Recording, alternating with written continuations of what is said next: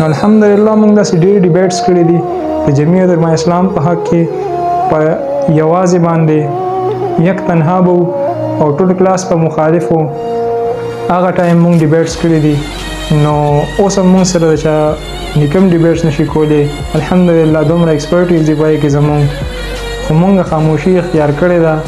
موږ چاله دومره خاص جواب نه ورکوو بس خپل موقف پیش کوو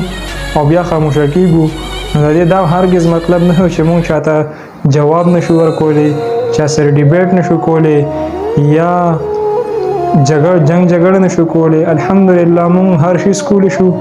خو موږ ځان خاموشه کړی دی بس خپل چې کوم منزل دی د هغې طرف ته روان یو نه د مخالفینو پروا کوو چې مخالفین څه وایي نه د بل چا پروا کوو چې نور څوک څه وایي خپل منزل مقصود ته ځان رسوو خپل ټارګټ اچیو کوو او د هیڅ چا په خبرو کې نه راځو